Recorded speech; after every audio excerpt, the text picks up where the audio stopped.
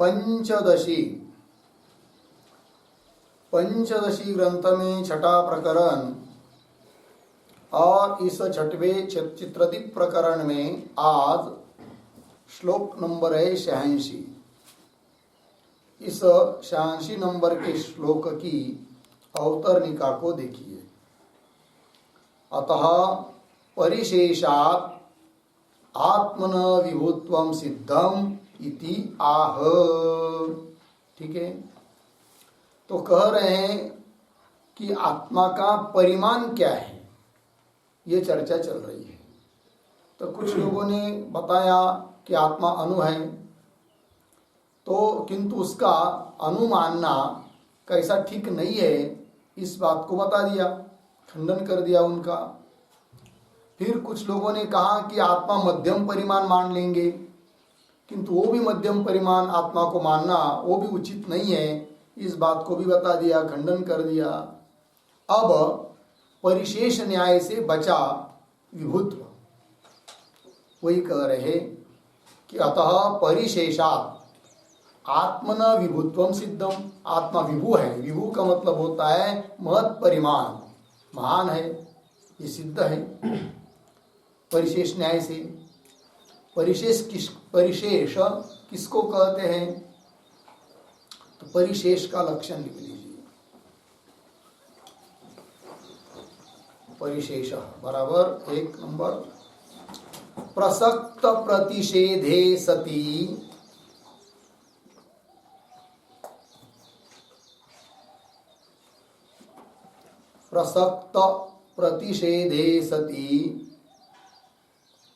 अन्यत्रा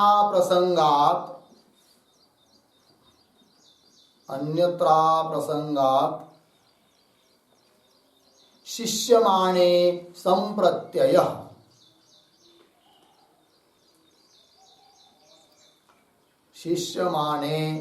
संप्रत्ययः परिशेषः।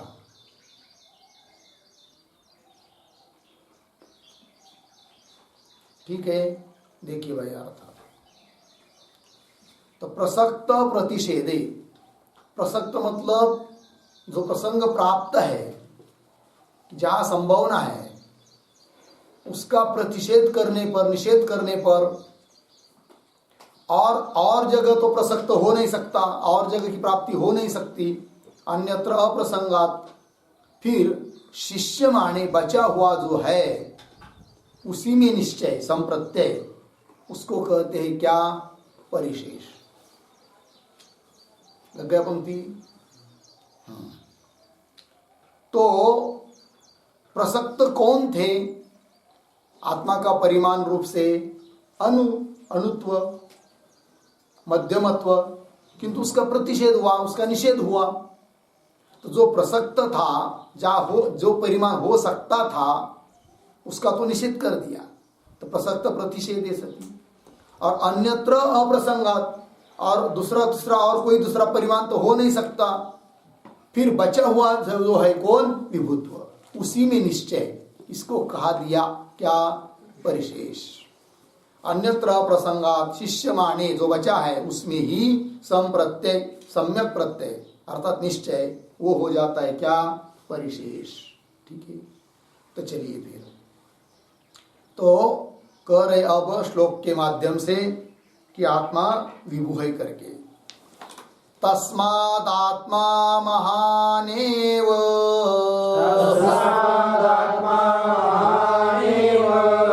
नैवानुर्नापि मध्यमः आकाशवत् सर्वगतो निरंशः श्रुतिसम्मतः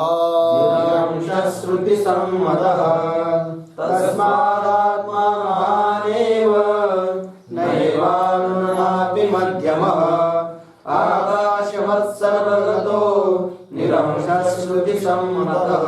तस्मात् आत्मा महान एव, न एव अणु, न अपि मध्यमः, आकाशवत् सर्वगतः निरंशः श्रुति सम्मतः।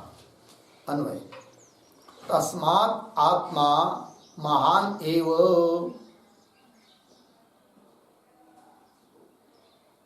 महान एव अनु न एव मध्यमः अपि न आकाशवत् सर्वगतः निरंशः श्रुति सम्मतः। ठीक अर्थ देखिए, तस्मात् है कि नहीं। तस्मात् मतलब ऊपर कहे हुए अनुसार कि आत्मा अणु भी नहीं हो सकता है, मध्यम परिमाण वाला भी नहीं हो सकता है। तस्मात् इसलिए आत्मा महान एव, आत्मा महान ही है, मतलब महत् परिमाण वाला है, अर्थात विभु है। ठीक है, सचमुच देखा जाए तो उसका कोई परिमाण है नहीं है। परिमाण मतलब आकार, लंबा चौड़ा, छोटा बड़ा, विभु, ये कोई नहीं है। किंतु अन्य चीजों की अपेक्षा उसको समझने के लिए बताया जाता है कि आत्मा विभु है। ठीक है ना। तो चलिए, तस्मात् आत्मा महान एव। फिर अनु न एव, अनु नहीं है। मध्यम अपि न, मध्यम परिमाण वाला भी नहीं है। फिर कैसा है? तो महान है। बोलेंगे महान है तो इसके लिए प्रमाण क्या? तो श्रुति का प्रमाण है। कौन श्रुति है? तो जो श्रुति प्रमाण रूप से देनी है उसका उल्लेख ग्रंथकार ने श्लोक के उत्तरार्ध में तीसरे पाद में किया। आकाशवत् सर्वगतः, श्रुति का उल्लेख हुआ है। तो आकाश की तरह आत्मा सर्वगत है, सर्वत्र व्यापक है। और पुनः कैसा?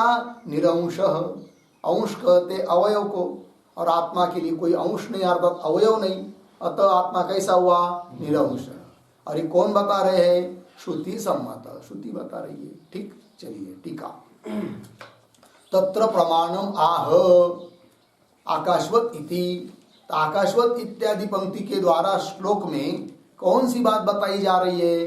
तो बोल रहे हैं कि प्रमाण दिया जा रहा है। किस बात के लिए प्रमाण दिया जा रहा है? तो ऊपर कहा ना पूर्वार्ध में कि आत्मा महान एव, तो आत्मा महान ही है, इस बात के लिए प्रमाण दिया जा रहा है। कहा? श्लोक के उत्तरार्ध से, आकाशवत इत्यादि पंक्ति के द्वारा।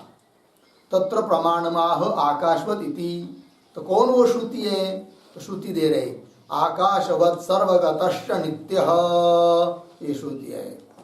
आकाश की तरह आत्मा सर्वगत है, मतलब सर्वत्र विद्यमान है और नित्य है।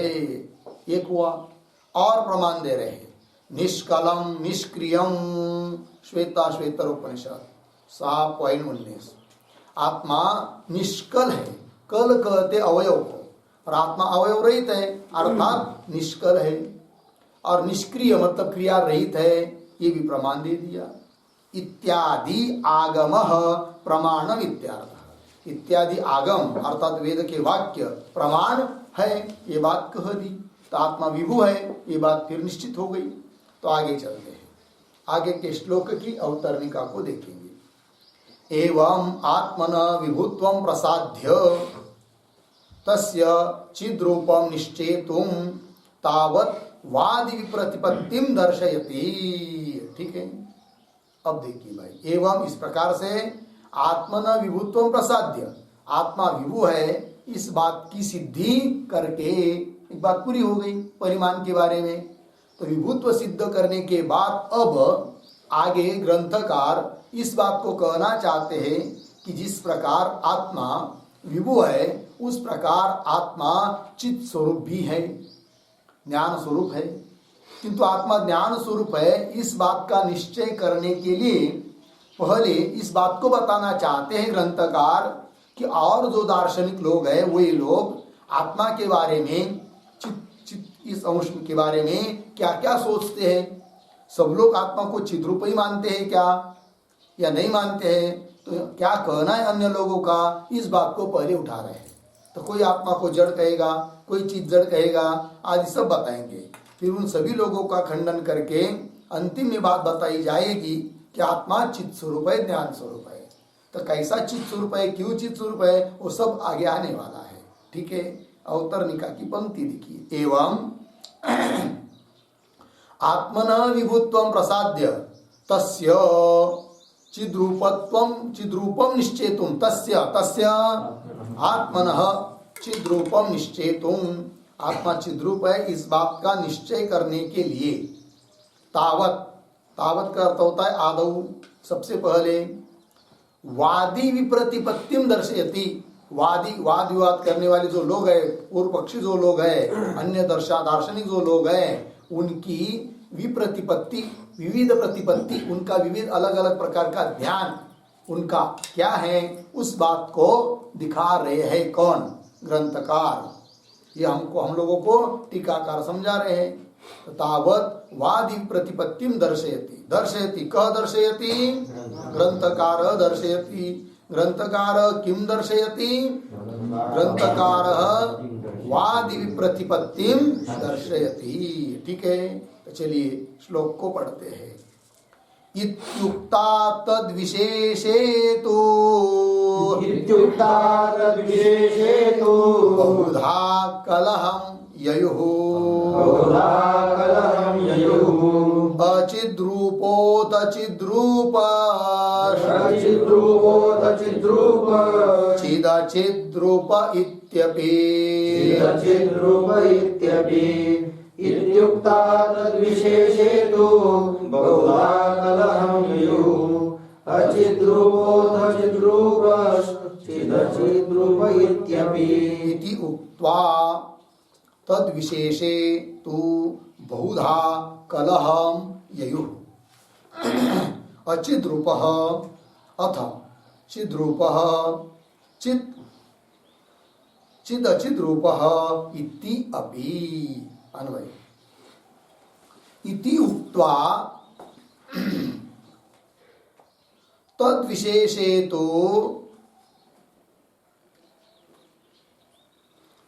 नीचे अचिद्रूपः अथ चिद्रूपः चिदचिद्रूपः इति अपि बहुधा कलहं ययुः। ठीक, अर्थ को देखिए। इति उक्त्वा, इति उक्ता मतलब आत्मना विभुत्वम उक्त्वा, आत्मा विभु है इस बात को कहने के बाद अब तद विशेषे, तत् आत्मा उसके विशेष में, विलक्षणता में तो बहुत लोगों की विप्रतिपत्ति है, अलग अलग मत है बहुत लोगों का। तद विशेषे तु उसकी विशेषता के बारे में कोई कहता है आत्मा अचिद्रूप, अचिद्रूप का मतलब होता है जड़, चिद्रूप का अर्थ होता है चेतन, और अचिद्रूप का मतलब होता है जड़, अर्थात आत्मा को कोई जड़ मानते हैं अचिद्रूप। अथ और दूसरे कुछ लोग चिद्रूप, आत्मा को चिद्रूप कहते हैं, और कुछ लोग तो चिद अचिद्रूप मानते हैं। ये सब विप्रतिपत्ति, बहुधा कलहम ययुः, अनेक प्रकार के कलह को, झगड़े को, टंटा को वे लोग ययुः प्राप्त होते हैं। ठीक, चलिए फिर बता रहे आगे के श्लोक की अवतरणी का। अचिद रूपत्ववादिनः मतम दर्शयति, अब एक एक का मत क्या है उसको दिखा रहे हैं। तो जो लोग आत्मा को अचिद रूप मानते हैं, अचिद रूप का मतलब होता है जड़, आत्मा जड़ है ऐसा बोलते हैं, उन लोगों का क्या मत है, क्या कहना है, तात्पर्य क्या है, उसको पहले दिखा रहे ग्रंथकार। अचिद्रूपत्ववादिनः मतम दर्शयति, कौन है वो अचिद्रूपवादी? प्रभाकर और नैयायिक। ये क्या मानते हैं? आत्मा को अचिद्रूप मानते हैं, जड़ मानते हैं। तो देखते हैं, प्राभाकरास्तार्किकाश्च राहुरस्याचिदात्मता आकाशवद्द्रव्यमात्मा शब्दवत् तद्गुणश्चितिः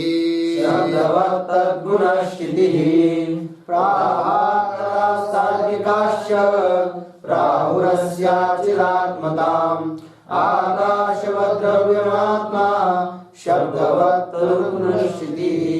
प्राभाकराः तार्किकाः च प्राहुः अस्य अचिदात्मताम् आकाशवत् द्रव्यम आत्मा शब्दवत् तद्गुणः चितिः। ठीक, अन्वय। प्राभाकराः च तार्किकाः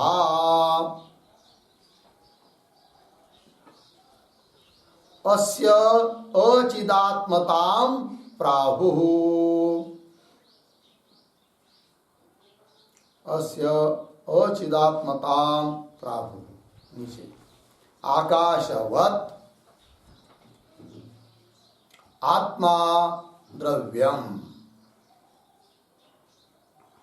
आत्मा द्रव्यम शब्दवत् तद्गुणः चितिः। ठीक, अर्थ को देखिए। प्राभाकराः च तार्किकाः। प्राभाकर मतलब प्रभाकर के मत का अनुसरण करने वाले प्राभाकराः। प्रभाकर मतलब कौन प्रभाकर? पूर्व मीमांसा के बहुत बड़े आचार्य, उनका नाम है प्रभाकर। उनका अनुसरण करने वाले लोग आत्मा को मानते हैं जड़, वही करे। प्राभाकरा च तार्किका। तार्किका मतलब नैयायिकादिक, वे सब लोग अस्य अस्य आत्मनः अचिदात्मतां प्राहु। अचिद अचिद है अर्थात जड़ है, जड़ स्वरूप है आत्मा, ऐसा वे लोग बोलते हैं। और क्या कहते हैं कि आकाशवत आत्मा द्रव्यम, जैसे आकाश द्रव्य है उस प्रकार आत्मा भी क्या है? द्रव्य है, ऐसा उनका कहना है। फिर उनको कोई पूछेगा कि भाई आत्मा को तुम द्रव्य कह रहे हैं, किंतु द्रव्य का तो लक्षण होता है क्या? गुणवत्वम द्रव्यत्वम, क्यों गुणाश्रयत्वम द्रव्य से लक्षणम। जो गुण का आश्रय होता है उसको द्रव्य कहते हैं। और तुम आत्मा को यदि द्रव्य कहना चाहते हो तो कौन सा गुण रहता है आत्मा में कि जिसके कारण आत्मा को तुम द्रव्य बोल रहे हो? तो उत्तर देते हैं कि जैसे आकाश द्रव्य है, क्यों? शब्द गुण वाला होने के कारण, शब्द गुण का आश्रय है कौन? आकाश, इसलिए आकाश द्रव्य है। उस प्रकार जैसे आकाश में शब्द गुण है उस प्रकार आत्मा में गुण है चिति। चिति कहते ज्ञान को, तो ज्ञान गुण है और ज्ञान गुण वाला आत्मा होने के कारण आत्मा द्रव्य है, ऐसा भी लोग बोलते हैं। देखिए आकाशवत आत्मा द्रव्यम लगा इतना। और शब्दवत मतलब शब्द जैसा आकाश का गुण है उसकी तरह तद्गुण, तद्गुण आत्मगुण कौन? चिति। चिति ज्ञानम, ज्ञान यह गुण है और वो आत्मा का गुण है, ऐसा वो लोग कहते हैं। ठीक, अब चलिए टीका को देखिए। प्राभाकराः इति तत्प्रक्रियाम अनुभाषते। तत्प्रक्रिया, उनकी प्रक्रिया, प्रभाकर और नैयायिक इन लोगों की जो प्रक्रिया है आत्मा को बताने की, उनको कह रहे हैं श्लोक के उत्तरार्ध से। तत्प्रक्रिया अनुभाषते आकाशवत् द्रव्यम इति। मिल गए पंक्ति? तो चलिए, तो अनुमान बता रहे हो आत्मा द्रव्यम भवितुम अर्हति गुणवत्वात् आकाशवत् इति अनुमानम सूचितम। ऐसा अनुमान उन लोगों ने सूचित किया है श्लोक के उत्तरार्ध से, अर्थात तृतीय पाद से, आकाशवत् द्रव्यम आत्मा इस पंक्ति से। तो क्या क्या अनुमान हुआ? अनुमान आत्मा द्रव्यम भवितुम अर्हति गुणवत्वात् आकाशवत् अनुमान है। पक्ष आत्मा साध्य द्रव्यत्व है कि नहीं? द्रव्यम भवितुम अर्हति द्रव्यत्व। और हेतु गुणवत्व, ये हेतु है। और दृष्टांत आकाश। ठीक है, तो आत्मा द्रव्य होने के लिए योग्य है। क्यों भाई? गुणवत्व, गुण का आश्रय होने से। और जो जो गुण का आश्रय होता है वह द्रव्य होता है। उदाहरण आकाश। इति अनुमानम सूचितम, ऐसा अनुमान उन लोगों ने सूचित किया है। और आगे आत्मन पृथ्व्यादिव्य भेद साधकम विशेष गुणम दर्शयते। अब बोलेगा भाई ठीक है, आत्मा को तुम द्रव्य कह रहे, कोई बात नहीं, किंतु आत्मा को स्वतंत्र द्रव्य क्यों कर रहे हो? जो आपके बाकी के द्रव्य है, पृथ्वी, जल, तेज आदि आदि, उसी में किसी में अंतर्भाव कर लो। किसका? आत्मा का। स्वतंत्र द्रव्य क्यों मान रहे हो? ऐसा कोई प्रश्न पूछेगा उन नैयायिकादिकों को, तो वो कहते नहीं नहीं, आत्मा स्वतंत्र द्रव्य है, अन्य द्रव्य में उसका अंतर्भाव हो नहीं सकता। बोलेंगे क्यों? तो बता रहे, देखिए, आत्मनः पृथ्व्यादिभ्य भेद साधकम, आत्मा पृथ्वी इत्यादि को से भिन्न है, इस बात को सिद्ध करने के लिए विशेष गुणम दर्शयति, आत्मा में विशेष गुण को दिखा रहे हैं कि जो गुण पृथ्वी आदि अन्य द्रव्यों में रह नहीं सकता है और आत्मा में तो रहता है। अतः आत्मा में विशेष गुण होने के कारण आत्मा स्वतंत्र द्रव्य है, अन्य द्रव्य में उसका अंतर्भाव नहीं है, ये कहना चाहते हैं। आत्मना पृथ्व्यादिभ्य भेद साधकम विशेष गुणम दर्शयति शब्दवत इति, मिला पंक्ति। तो व्याख्या कर रहे उसकी चतुर्थ पाद की। आत्मा अनुमान दे रहे उसके लिए भी, आत्मा पृथ्व्यादिभ्यो भिद्यते ज्ञान गुणत्वात्, यह अनुमान है। व्याप्ति बता रहे, यत् पृथ्व्यादिभ्यो न विद्यते तत् ज्ञान गुणकम अपि न भवति यथा पृथ्व्यादि इति अनुमानम द्रष्टव्यम, व्यतिरिक्त के अनुमान दिया है। तो अनुमान में, इस अनुमान में पक्ष कौन है? आत्मा। साध्य क्या है? पृथ्व्यादिभ्य भिद्यते, मतलब पृथ्व्यादिकों का भेद साध्य है। और हेतु ज्ञान गुणत्व, ये हेतु है, ज्ञान गुण ये हेतु दिया। और व्याप्ति यत् पृथ्व्यादिभ्यो न विद्यते तत् ज्ञान गुणकम अपि न भवति। उदाहरण, यथा पृथ्व्यादि इति अनुमानम द्रष्टव्यम, यह अनुमान समझना चाहिए। हो गया क्या क्या? आत्मा पृथ्व्यादिकों से भिन्न है ज्ञान गुण वाला होने के कारण। ठीक है, अब यहाँ पर अन्वय व्याप्ति घटित नहीं हो सकती कि जो जो ज्ञान गुण वाला होता है वह पृथ्व्यादिकों से भिन्न होता है, ऐसा इस प्रकार की अन्वय व्याप्ति दे नहीं सकते, क्योंकि उदाहरण कोई मिलेगा नहीं। इसलिए व्यतिरिक्त की व्याप्ति दिया, व्यतिरिक्त अनुमान है। तो व्यतिरिक्त अनुमान का मतलब होता है जहाँ साध्य का अभाव वहाँ हेतु का भी अभाव। जैसे यत पृथ्व्यादिभ्यो न विद्यते, जो पृथ्व्यादिकों से भिन्न नहीं है, मतलब जैसे आत्मा हुआ एक तरफ और बाकी एक तरफ सब कौन हो जाएंगे? बाकी के सभी, पृथ्वी, जल, वायु, आकाश आदि सब। तो जो पृथ्व्यादिकों से भिन्न नहीं है, उदाहरण जल लीजिए या पृथ्वी लीजिए, तो जल पृथ्व्यादिकों का जो समूह है उनसे भिन्न है क्या? नहीं, उनके समूह में ही है। तो जो जलादिक या पृथ्व्यादिक उन पृथ्व्यादिकों से भिन्न नहीं है, वह ज्ञान गुण वाला भी नहीं है। तो जलादिक में ज्ञान गुण रहता है क्या? नहीं रहता है। और आत्मा में तो ज्ञान गुण है, अतः आत्मा पृथ्व्यादिकों से भिन्न है, ये बात सिद्ध हो जाती है। देखिए, आत्मा पृथ्व्यादिभ्यो विद्यते ज्ञान गुणत्वात्, यत् पृथ्व्यादिभ्यो न विद्यते, जो पृथ्व्यादिकों से न विद्यते, भिन्न नहीं है, तत् ज्ञान गुणकम अपि, वह ज्ञान गुण वाला भी नहीं होता है, ज्ञान गुणकम अपि न भवति यथा पृथ्व्यादि इति अनुमानम द्रष्टव्यम, ऐसे अनुमान को समझना चाहिए। लग गया? तो क्या सिद्ध हुआ? उन लोगों के मत के अनुसार आत्मा कैसा है? आत्मा कैसा है? अचित अर्थात जड़ है। पुनः आत्मा द्रव्य है और आत्मा ज्ञान गुण वाला है, ऐसा इन लोगों का कहना हुआ। ठीक है, आगे चलिए। आत्मा आकाश की तरह द्रव्य है, ये बात बता दिया इन लोगों ने। अब आगे के श्लोक की अवतरणे का, तस्यैव विशेष गुणांतराणि आह। अब वे जो लोग है प्राभाकर और तार्किक नैयायिक आदि, वे आत्मा में केवल एकमात्र ज्ञान गुण को ही नहीं मानते, और भी गुण मानते हैं, किंतु ज्ञान विशेष गुण है आत्मा में, ये बात तो कह दी उन्होंने। और बाकी के और भी कुछ गुण हैं, और कौन कौन गुण हो सकते हैं आत्मा में, उस बात का भी वो उल्लेख कर रहे, बता रहे हैं।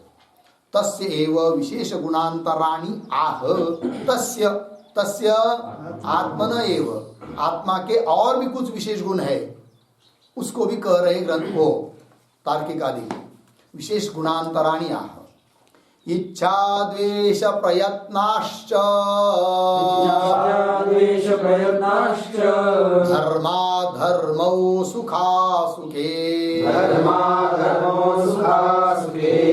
तत्संस्काराश्च तस्यैते गुणाश्चिति वदीरिताः। इच्छा द्वेष प्रयत्नाश्च धर्मा धर्मो सुखासुखे तत्संस्काराश्च तस्यैते गुणाश्चिति वदीरिताः। इच्छा द्वेष प्रयत्नाः च धर्मा धर्मौ सुखासुखे तत्संस्काराः च तस्य एते गुणाः चितिवत् ईरिताः। अन्वय देखिए, पहली पंक्ति सरल है। इच्छा द्वेष प्रयत्नाः धर्मा धर्मौ सुखासुखे, नीचे आइए, च तत्संस्काराः, आगे एते चितिवत् तस्य गुणाः ईरिताः।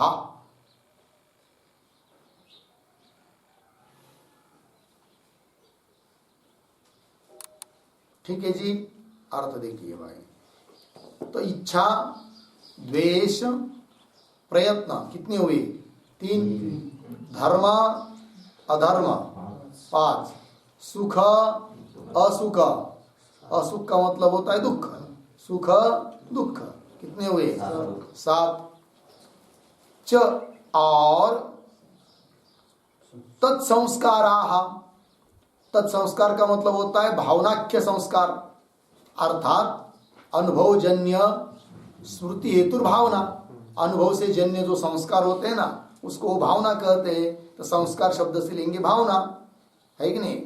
तत्संस्काराः एते चितिवत्, चिति मतलब ज्ञान, ज्ञान की तरह तस्य आत्मनः गुणाः ईरिताः, ईरिताः कथिताः। तो कितने गुण हुए? 8 और चिति 1, 9, तो 9 गुण ये हुए।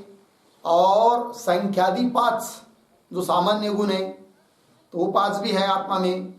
तो ये 9 और वो 5 कितनी हुई? 14। तो 14 गुण मानते वो जीवात्मा में। कौन?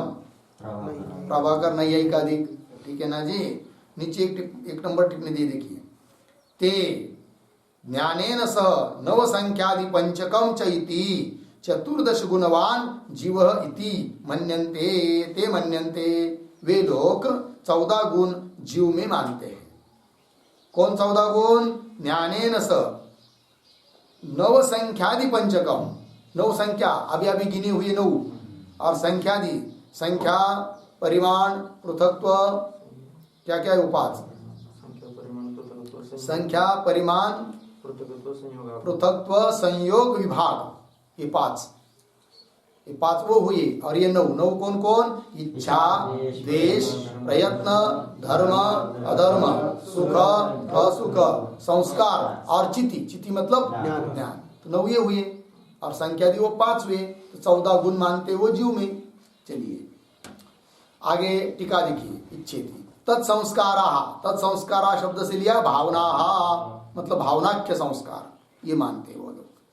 अब आगे के श्लोक की अवतरणिका देखिए, येषां गुणानाम उत्पत्ति विनाश कारणम आह। अब ये जो गुण बताए, ये गुण आत्मा में सदैव वैसे ही रहते, ऐसे नहीं, कभी उत्पन्न होते कभी नष्ट होते हैं। तो कौन कारण है इन गुणों के उत्पत्ति का और इन गुणों के नाशों का, उसको अब कह रहे श्लोक के माध्यम से। येषां गुणानाम उत्पत्ति विनाश कारणम आह, इन गुणों के उत्पत्ति और नाश के कारण को कह रहे हैं। आत्मनो मनसा योगे, आत्मनो मनसा योगे स्वादृष्टवशतो गुणाः, स्वादृष्टवशतो गुणाः जायन्तेऽथ प्रलीयन्ते जायन्ते च प्रलीयन्ते सुषुप्ते दृष्टसंशया सुषुप्ते दृष्टसंशयात् आत्मनो मनसा योगे स्वादृष्टवशतो गुणाः जायन्ते च प्रलीयन्ते सुषुप्ते दृष्टसंशयात् आत्मनः मनसा योगे स्वादृष्टवशतः गुणाः जायन्ते अथ प्रलीयन्ते सुषुप्ते अदृष्ट संशयात्। हो गया? तो अन्वय स्वादृष्टवशतः आत्मनः मनसा योगे आत्मनः मनसा योगे गुणाः जायन्ते अथ सुषुप्ते अदृष्ट संशयात् प्रलीयन्ते। ठीक है जी, अर्थ को देखिए। स्वादृष्टवशतः, स्वादृष्ट का मतलब होता है अपना प्रारब्ध, उसके निमित्त से क्या होता है जी? तो क्या स्वादृष्टवशतः, उस अदृष्ट के निमित्त से आत्मन मनसा योगे, योगे का मतलब होता है संयोगे सति, संयोग होने पर, किसका किसके साथ? आत्मा का और मन का। आत्मा का मन का वैसा तो संयोग हमेशा है, क्योंकि मन मूर्त पदार्थ है और आत्मा विभु है, और विभु का लक्षण होता है सर्वमूर्त द्रव्य संयोगित्व विभुत्व, है कि नहीं? तो फिर बोलेंगे भाई आत्मा और मन का योग संयोग यदि हमेशा है तो आत्मा में हमेशा गुण उत्पन्न होने चाहिए। तो बोलते ऐसे नहीं होता है। जब अदृष्ट अपना फल देने के लिए सन्मुख होता है, उस अदृष्ट से युक्त मन का जब संबंध होता है आत्मा से, तब उस आत्मा में गुण उत्पन्न होते हैं। और अदृष्ट उस दिन का समाप्त हुआ, अदृष्ट की सहायता नहीं है, तो फिर केवल मन और आत्मा का संयोग होने पर भी उस आत्मा में गुणों की उत्पत्ति नहीं होती है। उदाहरण दिया, जैसे सुषुप्ति में हम लोग जाते हैं निद्रा में, तो उस समय अदृष्ट नहीं है, अपना फल देने के लिए संबद्ध नहीं है, वो तत्पर नहीं है। तब आत्मा मन का संयोग होने पर भी वहां पर उस आत्मा में कोई गुण उत्पन्न होता नहीं है। और जब अदृष्ट के सहित मन का आत्मा के साथ संयोग होगा, तब आत्मा में गुण उत्पन्न होते हैं अदृष्ट के अनुसार, कभी सुख, कभी दुख, कभी इच्छा आदि आदि। चलिए क्या लिखा है? स्वादृष्टवशतः आत्मनः मनसा योगे, आत्मा का और मन का योग होने पर गुणाः जायन्ते, गुण उत्पन्न होते हैं।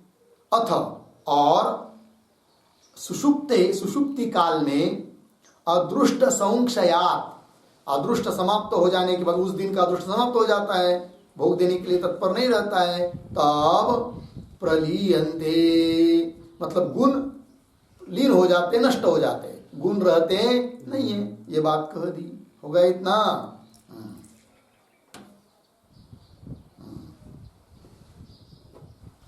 आगे श्लोक हो गया, टीका को देखिए। आत्मन इति स्वादृष्टवशतः आत्मनः मनसा योगे इति अन्वय है कि नहीं? अपने अदृष्ट के अनुसार आत्मा का और मन का योग होने पर, है कि नहीं? यह अन्वय बता दिया। चलिए आगे के श्लोक की अवतरणिका को देखिए। आत्मनः अचिद्रूपत्वे कथम चेतनत्वाभ्युपगम इति आशंक्य, शंका हुई आ तक, फिर उत्तर देंगे चित्तिमत्वात् इत्याह, तो उत्तर देंगे। तो शंका क्या है? आत्मन अचिद्रूपत्वे, अचिद्रूप का मतलब होता है जड़। तो पूर्व पक्षी बोल रहा है, हे नैयायिक, हे प्रभाकर जी, तुम लोग तो आत्मा को अचिद्रूप मानते हैं, अर्थात जड़ मानते हैं। और यदि आत्मा जड़ है तो कथम चेतनत्वाभ्युपगम, फिर चेतन नाम का ज्ञान गुण उसमें उत्पन्न होता है, ये कैसे तुम मान रहे हो जबकि आत्मा को तुम जड़ कर रहे? तो चेतन आत्मा है, ये कैसा बोल पाओगे? ये बात आत्मन अचित रूपते रूपत्वे कथम चेतनत्व अभ्युपगम अभ्युपगम स्वीकार। आत्मा चेतन है, इस बात का स्वीकार कैसा हो पाएगा फिर? इति आशंक्य, शंका करके उत्तर दे रहे चिति मत्वात् इति आह। चिति मतलब ज्ञान, मत्व मतलब आश्रय। ज्ञान का आश्रय आत्मा होने से आत्मा को हम चित कहते हैं। यद्यपि आत्मा स्वरूपतः जड़ ही है, अचित है, किंतु ज्ञान गुण जब उसमें आ जाता है ना, वो कैसा आता है, कब आता है, वो तो ऊपर बता दिया। किंतु जब आत्मा में ज्ञान गुण उत्पन्न हो जाता है तब वह आत्मा ज्ञानवान हो जाता है। ज्ञानवान मतलब ज्ञान गुण वाला। तब हम उस गुण के निमित्त से आत्मा को क्या कहते हैं? चिद्रूप कहते हैं। वही लिखा है चिति मत्वात् इति आह, ज्ञानवान होने से। ये बात श्लोक को देखिए। चिति मत्वात् चेतनोय इच्छा द्वेष प्रयत्नवान् स्यात् धर्मा धर्मयोः कर्ता भोक्ता दुःखादिमत्वतः चेतनोय इच्छा द्वेष प्रयत्नवान् स्यात् धर्मा धर्मयोः कर्ता भोक्ता दुःखादिमत्वतः। चितिमत्वात् चेतनः अयम् इच्छा द्वेष प्रयत्नवान् स्यात् धर्माधर्मयोः कर्ता भोक्ता दुःखादिमत्वतः। ठीक, अन्वय। चितिमत्वात् अयम् चेतनः इच्छा द्वेष प्रयत्नवान्। नीचे धर्माधर्मयोः कर्ता दुःखादिमत्वतः भोक्ता स्यात्। ठीक है, देखो भाई, चितिमत्वात्, चिति कहते ज्ञान, चितिमत्वात् ज्ञानवत्वात्, ज्ञान वाला होने से, अयम अयम आत्मा चेतन, उसको हम चेतन कहते हैं। मतलब जब आत्मा में ज्ञान गुण उत्पन्न होता है तब उसको हम कहते हैं चेतन। जब ज्ञान गुण समाप्त हो जाता है तब हम आत्मा को कहते हैं जड़। तो चित जड़ हो गया। ठीक, चलिए, स्वरूपतः वो अचित है, जड़ ही है, किंतु ज्ञान गुण के कारण उसको हम कहते हैं क्या? चेतन। ये बात चितिमत्वात् अयम चेतन। और इच्छा द्वेष प्रयत्नवान, ये भी उसके गुण है। इच्छा द्वेष और प्रयत्न वाला है कौन? आत्मा। और कैसा? धर्मा धर्मयोग करता, धर्म पुण्य, अधर्म पाप, पाप पुण्य का वो करता है। और दुखादिमत्वतः, दुख कभी दुखी होता है कभी सुखी होता है, इसका मतलब दुखादि वाला होने के कारण वो भोक्ता भी है कौन? आत्मा। ठीक, ऐसा भी लोग कहते हैं। टीका को देखिए, चितिमत्वात् आत्मन चेतनत्वे हेत्वंतरम आह। आत्मा चेतन है, इस बात को बताने के लिए एक हेतु तो दिया उन्होंने, चितिमत्वात्। और भी हेतु बता रहे हैं इसी श्लोक में। कौन पंक्ति के द्वारा? इच्छा द्वेष प्रयत्नवान, क्योंकि इच्छा द्वेष प्रयत्न ये गुण चेतन के ही होते हैं, जड़ के नहीं। तो आत्मा को हम कभी कभी चेतन इसलिए कहते हैं कि वो इच्छा द्वेष प्रयत्न आदि गुण वाला भी है। ये बात आत्मना चेतनत्व हेत्वंतरम, अन्य हेतु आह इच्छा इति तस्य ईश्वराद वैलक्षण्यम आह स्यादिति। किंतु ये जो आत्मा है ना, वो ईश्वर से अभिन्न कभी नहीं हो सकता है। ईश्वर अलग है और ये आत्मा जीवात्मा अलग ही है, भेद ही है दोनों का। बोलेंगे क्यों? क्यों अभेद नहीं हो सकता है? इसलिए कि ईश्वर जो है वह न करता है न भोगता है, किंतु यह आत्मा जीवात्मा तो धर्म अधर्म का करता है और सुख दुख का भोगता है। और ईश्वर करता भोगता है ही नहीं है, अतः ईश्वर से भिन्न है कौन? जीवात्मा। ऐसा इन लोगों का कहना है। तस्य तस्य आत्मनः ईश्वरात् वैलक्षण्यम आह। ईश्वर से विलक्षणता कैसी है वो बात बता दे रही दिया श्लोक के उत्तरार्ध से। हो गया जी। चलिए अब आगे के श्लोक की अवतरणिका को देखिए। ननु आत्मन विभुत्वे लोकांतरगमनादिकम कथम घटेत इति आशंक्य। ये शंका है भाई, कोई पूर्व पक्षी शंका कर रहा है वो नैयिक और प्रभाकर के मत के ऊपर। क्या कि हे प्रभाकर जी, हे नैयिक जी, तुम लोगों ने आत्मा को विभु माना है और विभू में क्रिया नहीं होती है, तुम ही कहते हो। विभू जो पदार्थ होता है उसमें क्रिया होती नहीं है, जैसे आकाश में, आकाश विभू होने के कारण क्रिया नहीं होती, वैसा आत्मा को ही तुमने विभू माना तो क्रिया नहीं होगी। और यदि आत्मा में क्रिया नहीं होगी तो वह आत्मा अपने पाप पुण्य के निमित्त से अन्य अन्य लोगों में जाता है। ये जो तुमने कहा वो कैसा होगा फिर? अन्य लोगों में जाना मतलब उसमें क्रिया होना, और आत्मा को तुमने विभू माना है और विभू में तो क्रिया होती नहीं है, तो फिर गमनागमन आत्मा का होता है, इस बात को तुम कैसा सिद्ध कर पाओगे? ऐसा प्रश्न लगा। पंक्ति देखिए, ननु आत्मना विभुत्वे, आत्मा को यदि तुम विभू मानते हो तो लोकांतर गमनादिकम, अन्य अन्य लोगों में जाना, गमन करना इत्यादि कथम घटेत, कैसा घटित होता होगा? इति आशंक्य, ऐसी शंका करके उत्तर दे रहे हैं वे लोग। उत्तर देते हैं, क्या कहते हैं कि अस्मिन् देहे कर्मवशात् इच्छादि उत्पत्तौ सत्याम अत्र आत्मनः अवस्थानादि व्यवहारः इव कर्मवशात् लोकांतरे देहांतरोत्पत्तौ तदवच्छिन्न आत्म प्रदेशे सुखादि उत्पत्ति वशात् तत्र आत्मनः गमनादिक व्यवहारः इति औपचारिकत्वम् औपचारिकम आत्मनः गमनादिकम इति अभिप्रेत्य आह। ठीक है जी, उत्तर दिया है उन लोगों ने, बहुत बढ़िया उत्तर दिया। कैसा उत्तर दिया? देखिए, वे कहते हैं कि यहाँ का उदाहरण दिया है। कैसे? तो कह रहे अस्मिन् देह, इस देह में है कि नहीं, जो आत्मा है कि नहीं, यद्यपि आत्मा तो व्यापक है तो भी इस देहावच्छिन्न आत्मा में इच्छादिक उत्पन्न हो रही है, इसलिए व्यवहार होता है कि देह में आत्मा है करके। यद्यपि आत्मा तो व्यापक है तो भी देह में है, ये व्यवहार किया जा रहा है। क्यों? कि देहावच्छिन्न आत्मा में इच्छादिक उत्पन्न होते हैं, जैसे यहाँ पर उस प्रकार। ठीक है, पंक्ति देखिए, अस्मिन् देहे, इस देह में कर्मवशात, कर्म के निमित्त से, इच्छादि उत्पत्तौ, कर्म के निमित्त से उत्पन्न होते कौन? इच्छा, द्वेष वगैरह वगैरह, ज्ञान।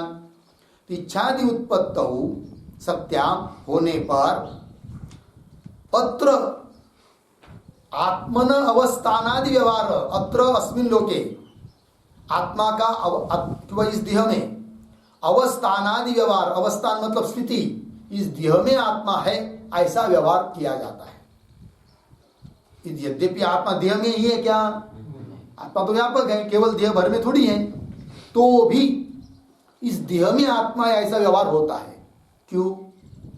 कि प्रारब्ध के निमित्त से इस देह में ही आत्मा में उत्पन्न होते हैं कौन? इच्छा की, इसलिए व्यवहार होता है। कौन सा व्यवहार? मतलब शब्द प्रयोग होता है। क्या शब्द प्रयोग होता है? इस देह में आत्मा है। उस प्रकार जब इस जीवात्मा का देह छूट जाता है और वह अपने कर्म के अनुसार अन्य लोगों में जाता है, तो अन्य लोगों में जाता है मतलब विभू होने से जाता नहीं है, किंतु उस पुण्य के बल पर या पाप के बल पर उस लोक में एक देह निर्माण हो जाता है और उस देह में सुख अथवा दुख का भोग होता है। तब व्यवहार किया जाता है उस देह के निमित्त से। क्या? कि आत्मा का गमन हुआ। यद्यपि गमन होता नहीं है, किंतु वहां देह उत्पन्न होता है और उस देहावच्छिन्न आत्मा में सुख दुख का भोग हो रहा है, इसलिए कहा जा रहा है कि आत्मा का गमन हुआ। वस्तुतः गमन होता नहीं है, ऐसा ये लोग कह रहे हैं। देखिए, अवस्थानादि व्यवहार इव कर्मवशात, प्रारब्ध के निमित्त से, लोकांतरे, अन्य अन्य लोगों में, देहांतरोत्पत्तौ, देह उत्पन्न होने पर, तदवच्छिन्न आत्म प्रदेशे, तदवच्छिन्न उस देहावच्छिन्न आत्म प्रदेश, आत्मा के भाग में, सुखादि उत्पत्ति वशात सुख दुखादि की उत्पत्ति होती है और उसके निमित्त से तत्र आत्मनः गमनादि व्यवहार, फिर व्यवहार किया जाता है, शब्द प्रयोग किया जाता है कि वहां पर आत्मा का क्या हुआ, गमन हुआ, जाना हुआ।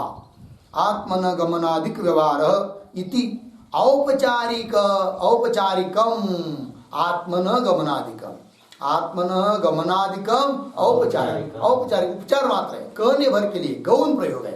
लग गया, वस्तुतः आत्मा का कोई स्थलांतर होता नहीं है, वहां देह उत्पन्न होता है, इसलिए उस देह को लेकर बोला जाता है कि आत्मा का गमन हुआ करके। गमनादिकम इति अभिप्रेत्या, इस अभिप्राय को मन में रखकर बोल रहे, उत्तर दे रहे वो प्रभाकरादिक। यथात्र कर्म वशतः कादाचित्कम सुखादिकम तथा लोकांतरे देहे कर्मणेच्छादि जन्यते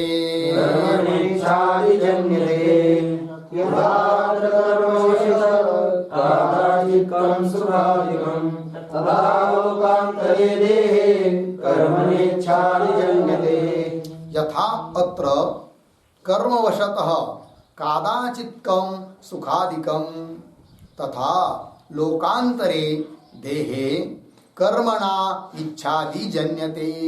ठीक, अन्वय सरल है, कर उदाहरण देकर, यथा जिस प्रकार अत्र, अत्र नाम अस्मिन लोके, इस लोक में कर्मवशतः कर्म के निमित्त से कादाचित्कम सुखादिकम कभी कभी सुखादिक उत्पन्न होते हैं, तथा उस प्रकार लोकांतरे अन्य अन्य लोगों में देहे, अन्य अन्य लोगों में प्राप्त होने वाला जो देह, उस देह में लोकांतरे देहे कर्मणा, कर्म के अनुसार इच्छादि जन्यते, इच्छादि उत्पन्न होती है, इसलिए बोला जाता है कि आत्मा का गमन हुआ। ठीक है, गमन होता नहीं, न गमन है न आगमन है, न आत्मा का जाना है न आत्मा का आना है, ये बात हुई। आगे के श्लोक को देखिए। एवं च सर्वगस्यापि संभवेतां गमागमौ कर्मकाण्डः समग्रोऽत्र प्रमाणमिति ते एवं च सर्वगस्यापि संभवेतां गमागमौ कर्मकाण्ड समग्रोऽत्र प्रमाणमिति ते वदन्। एवं च सर्वगस्यापि संभवेतां गमागमौ कर्मकाण्डः समग्रः अत्र प्रमाणम् इति ते अवदन्। ठीक, अन्वय। एवं च सर्वगस्यापि गमागमौ संभवेताम्, नीचे समग्र कर्मकाण्डः अत्र प्रमाणम् इति ते अवदन्। ठीक है, अर्थ को देखिए भाई।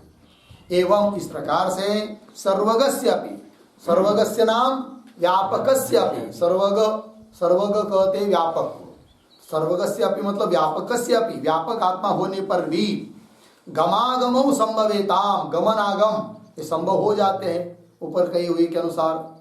और इसके लिए प्रमाण क्या, तो कह रहे हैं समग्र कर्मकांड, वेद में जितना भी कर्मकांड भाग है वो सब इसके लिए प्रमाण है, क्योंकि सभी कर्मकांड कहते हैं ऐसा कर्म करोगे तो उसका फल भोगने के लिए अमुक स्वर्ग में जाओगे, अमुक लोकांतर में जाओगे, तो कर्मकांड प्रमाण है।